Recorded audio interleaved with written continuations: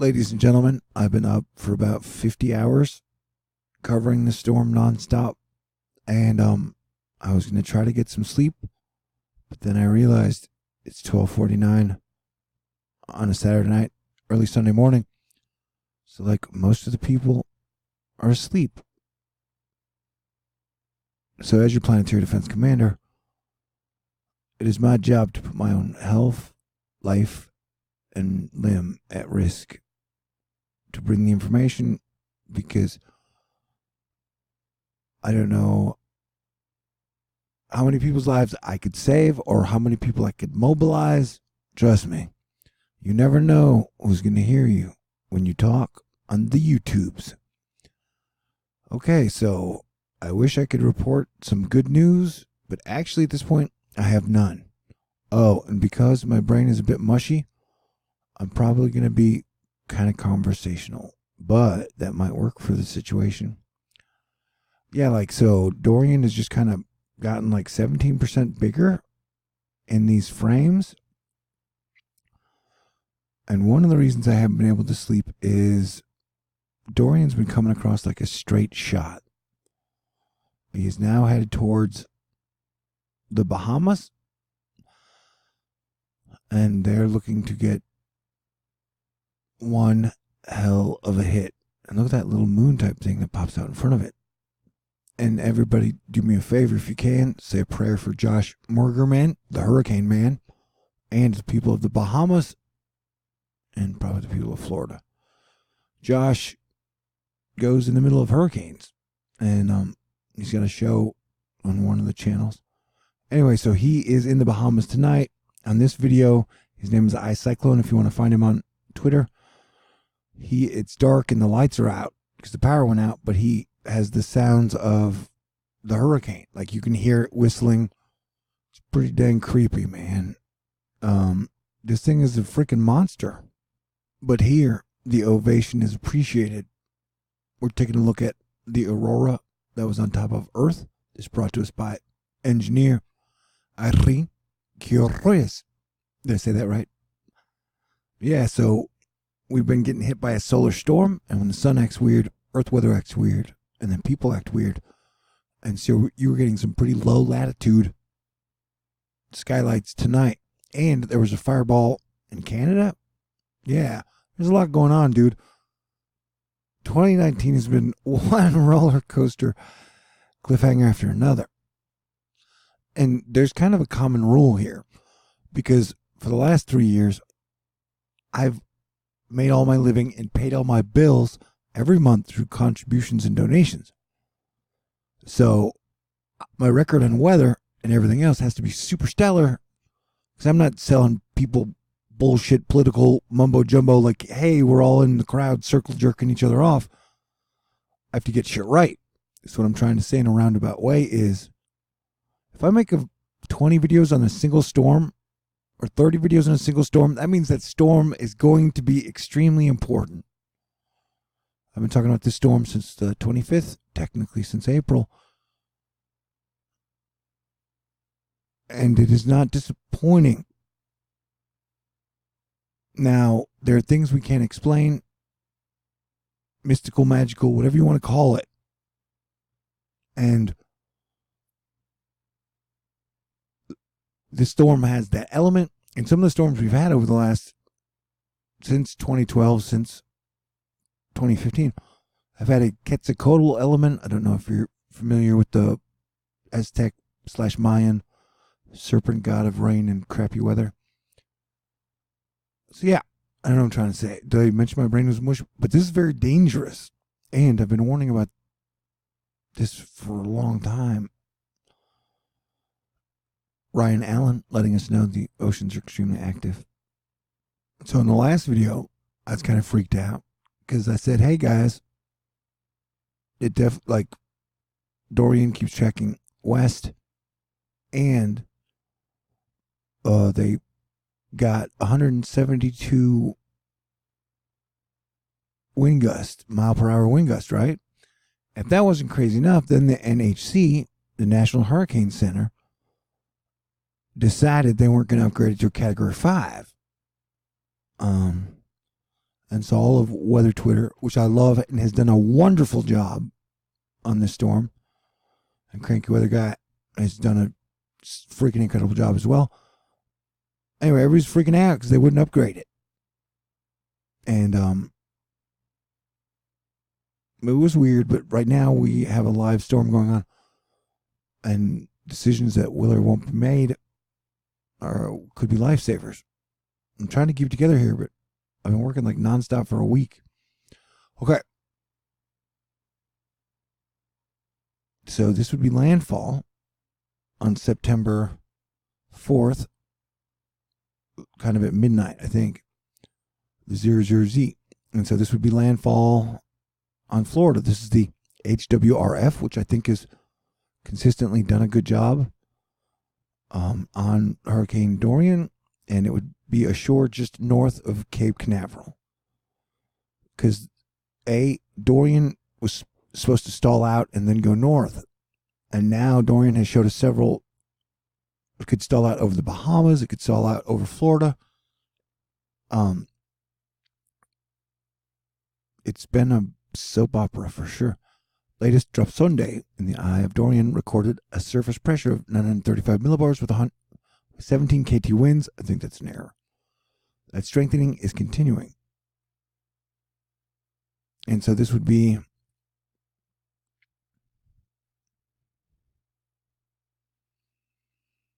so this would be about 18 hours from now. And Dorian looks like a video game monster, and it has, in this run, I guess it has him sitting over here for how many days? On Sunday afternoon, and then it would make landfall, but it would slowly go up the coast, I think, because this is having a major stall out feature. Okay, I'm going to show you something that was another model run. It might be really freaky and scary. So, watch your own risk, okay? A little comedy to ease the tension first. Weather Twitter, National Hurricane Center, multiple findings of Dorian being a Category 5. This would be absolutely horrible. Brought to us by the South Weather Center. I can't stress how bad this would be for Southeast Florida. Brought to us by Michael Ventris. It was awesome. Here is the full 18Z IBM and PASS model run, hot off the press. This model cycle promotes a scenario of Dorian landfalling across eastern Florida, similar to what the 18Z HWRF promotes. The model brings Dorian up the spine of Florida. I'll share future updates on this model tomorrow. Okay, so yeah, this was a real creepy one. And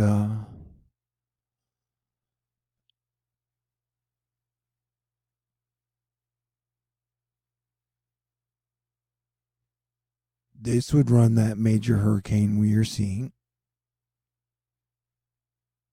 See how it has a stall out feature where it sits and spins for a while, and then it would go straight up all of Florida and then travel up the East Coast.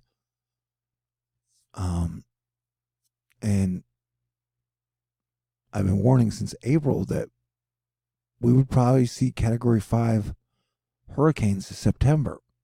And then we probably have a Category 5 hurricane coming for the other side of Florida in October. I'll get into that later. But yeah, this is what we're dealing with.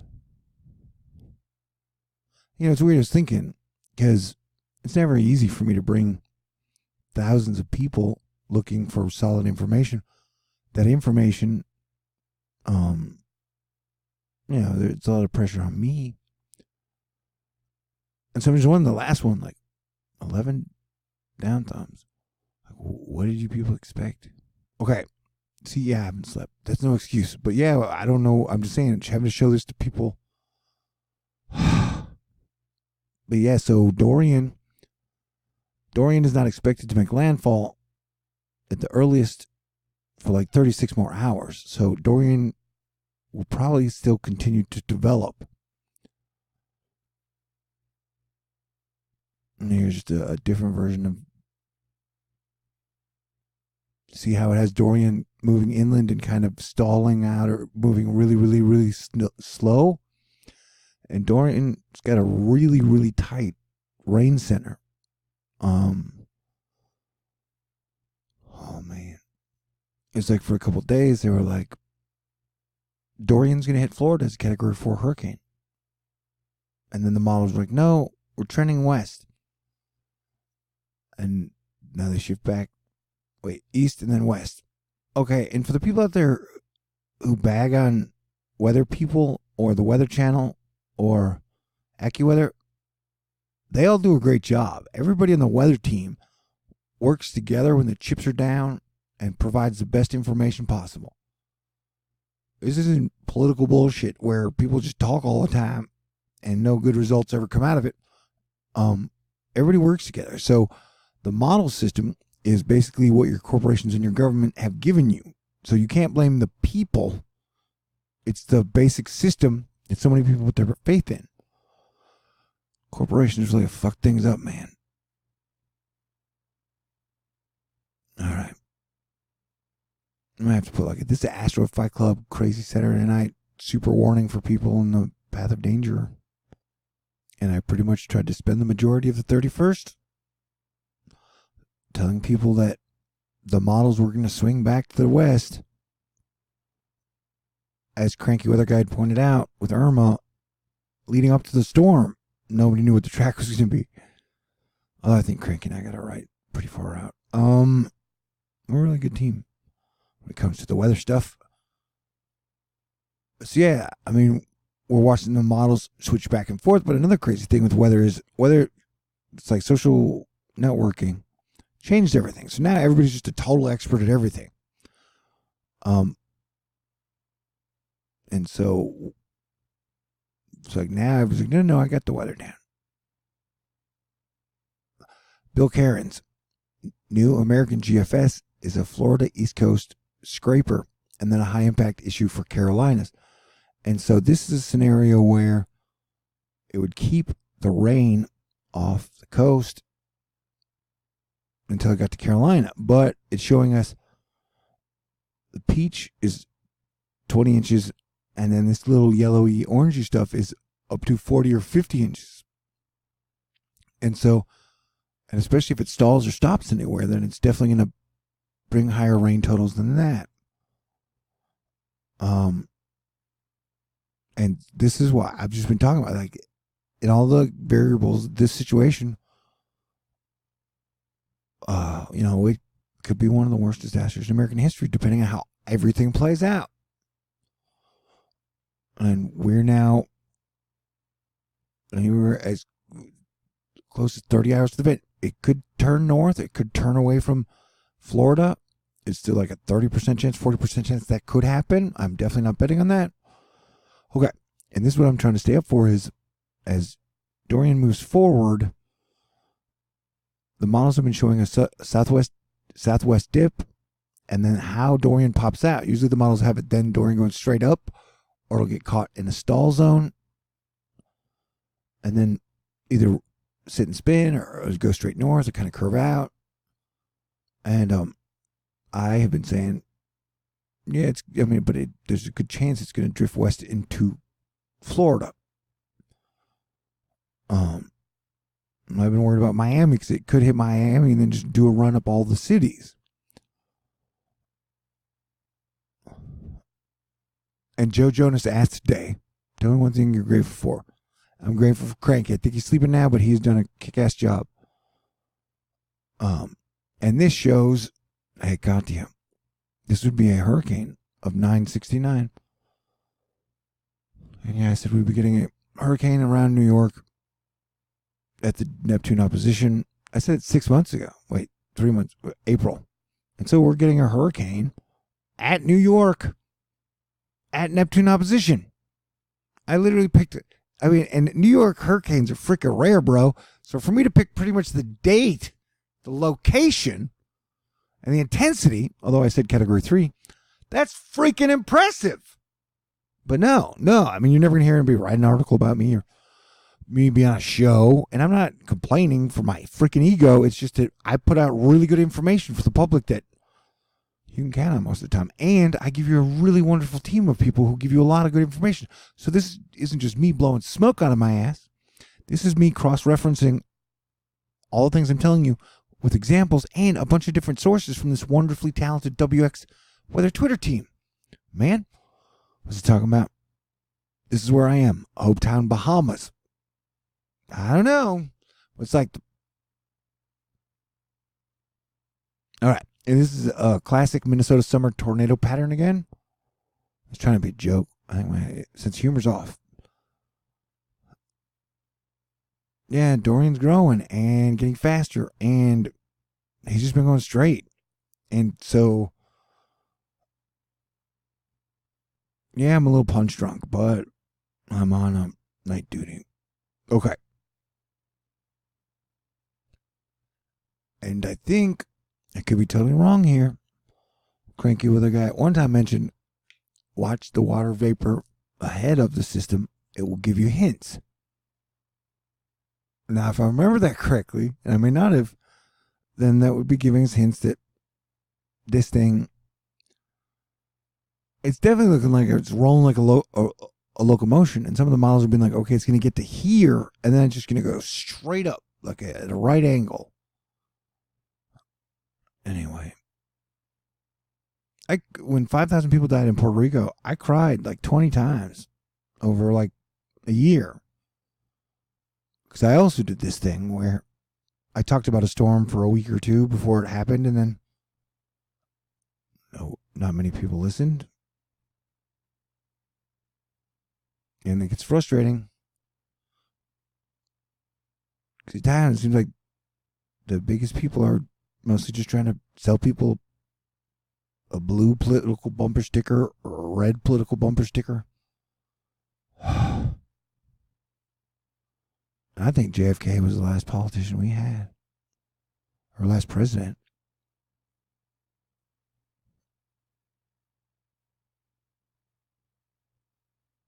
Yeah, man. So, I'm going to watch this crazy like a hawk. Putting out these drive-in theater late night Saturday videos, although it's a very serious subject. But it is the graveyard shift, and who else is giving you this information? So this isn't even Burger King, but it is a great time for me to bring up the fact that this is my full-time job. I'm really good at it. And, I am totally objective. I give you my honest, unbiased opinion. Because you guys pay my salary. Or through your contributions and donations. So that's why I'm not trying to sell you. I'm not trying to sell you freaking crypto coins. I'm not trying to sell you like gold. I'm not trying to sell you like, oh my God, our president is the solution to all problems. You ain't got to do nothing. Turn down all calls to action. I'm not trying to sell you like Antifa as a fucking hurricane. I'm not trying to sell you carbon or carbon tax as a solution, man. I'm going straight down the pipe, no bullshit. And the way, it really helps the fact that I work for everybody. Instead of like Frito-Lay or Chevron. And so through your contributions and donations, I continue to do this. And I've done an incredible job, especially this week or since April or...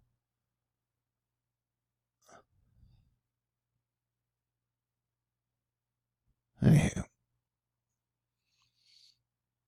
I would thank some people have sent in some money since the last video, but things are so crazy and I haven't been able to write the names down, and I'll get to that tomorrow. Because like the next 10, 20, 30 hours are really important because it's going to be a really deadly situation. Really deadly if it doesn't turn, man.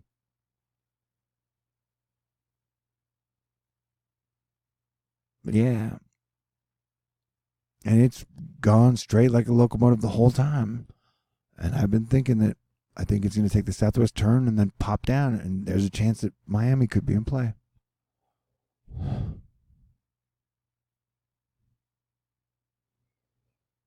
Okay, well, I'll put a weird title on this and then I'll try and do a better one. With so many lives on the line, and I have empathy. I can feel things, but I can feel that people aren't ready for this. Like everybody, it was Labor Day weekend. It was the worst time they could announce that it was curving out and that Florida was out of trouble. A man there handed that data from high up.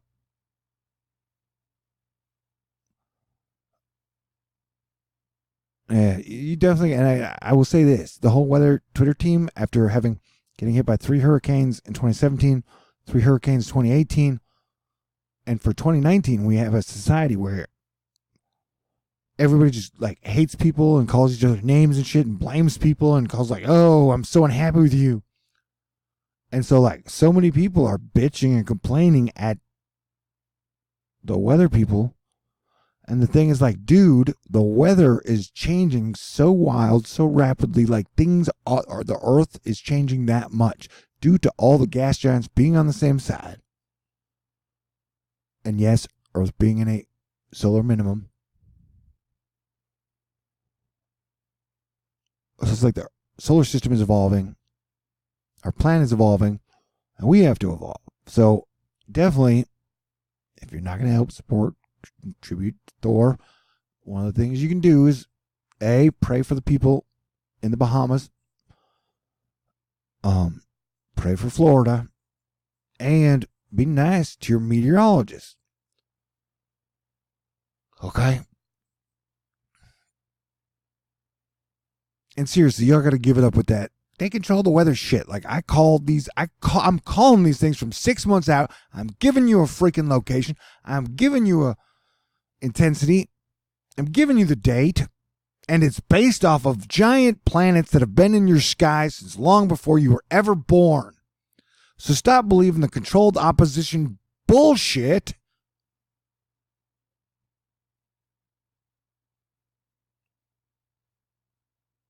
Pretty please? All right. Hurricanes are always weird. The energy is weird. Anyway, I love you guys. I've done the best I can. And these situations are always difficult. Okay, great. Peace out. I'll talk to you soon. God bless everyone. Asteroid Fight Club survives.